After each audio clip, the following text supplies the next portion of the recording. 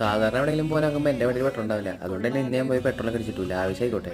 ഇനിയിപ്പോൾ ഒന്ന് പെരുമ്പാവൂർക്ക് വിട്ട് വരാം. ഇതൊക്കെ എൻ്റെ അമ്മ എടുക്കുന്ന ഹൈ റിസ്കി എലമെന്റ്സ് ഉള്ള ഷൂട്ടുകളാണ് ഉണ്ടാ. നമ്മൾ പോകണ നമ്മൾ ചെയ്യേണ്ട ഡിസൈനിങ് ഷോപ്പിലേക്കാണ്. നമ്മുടേതായിട്ടുള്ള ഒരു ചെറിയ ബിസിനസ്, അതിന് വേണ്ടിയിട്ടുള്ളൊരു ഡിസൈൻ ഉണ്ടാക്കാൻ വേണ്ടിയിട്ടാണ് നമ്മൾ ഇങ്ങോട്ട് വന്നത്. ഇനിയിപ്പോൾ നിങ്ങളുടെ പ്രൊഡക്ട്സിന് നിങ്ങളുടെ ഐഡിയാസ് അനുസരിച്ച് കസ്റ്റമൈസ് ചെയ്ത് ലോഗോസ് ഡിസൈൻസ് ഒക്കെ വേണോ, അല്ലെങ്കിൽ പബ്ലിഷ് ചെയ്യാൻ പോകുന്നൊരു ബുക്കിന് കവർ ചെയ്യണോ, അങ്ങനെ എന്ത് തന്നെ വർക്ക്സ് ഉണ്ടെങ്കിലും നേരെ നമ്മുടെ ഷോപ്പിലോട്ട് പോരെ. ലൊക്കേഷൻ വരുന്നത് പെരുമ്പാവൂർ ഹൈക്കോർട്ടിന് നേരെ ഓപ്പോസിറ്റ്.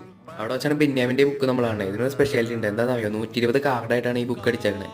വായനക്കാരന് ഏത് കാർഡും ഏത് ഓർഡറിലും വായിക്കാം. ഫുള്ള് വായിച്ച് തീർന്നാൽ ഈ നോവൽ ഫുള്ള് കണക്ട് ചെയ്ത് നമുക്ക് മനസ്സിലാവുകയും ചെയ്യും. ചുരുക്കി പറഞ്ഞാൽ മലയാളത്തിൽ ഒരു എക്സ്പെരിമെന്റൽ ഐറ്റം. കടലിൽ മുങ്ങിപ്പോയ വക്കീൽ നമുക്ക് പെരുമ്പാറുന്നിട്ടുണ്ട്. ഇപ്പോൾ വക്കീലാന്ന് തോന്നുന്നു. അവിടെ നിന്ന് ഞാൻ അമ്മനെ കൊണ്ട് ബ്യൂട്ടി പാർലർ ഇട്ടു. ഇനിയിപ്പോൾ എൻ്റെ പണികളാണ്. അതിന് വേണ്ടി നടക്കാൻ തുടങ്ങി. നട്ടുച്ച വെയിലാണെന്ന് ആലോചിക്കണം. പണിയെല്ലാം കഴിഞ്ഞ് വെയിൽ കൊണ്ട് ചാവുന്നതായപ്പോൾ ഞാൻ അവിമിക്കാൻ കുടിക്കാൻ കയറി. കൂടെ ഒരു ഉള്ളിവിടെയും പറഞ്ഞു. സാധാരണ ഒരു തുള ഉണ്ടാവാറുണ്ട്. ഇതിൻ്റെ തുള എവിടെയാണെന്തോ. പോണ വഴിക്ക് അമ്മയുടെ വക ഒരു മട്ടൻ ബിരിയാണി കിട്ടി പൊതിച്ചു. ഇനിയിപ്പോൾ വീട്ടിലേക്ക് പോട്ടെ. അപ്പോൾ ശരി.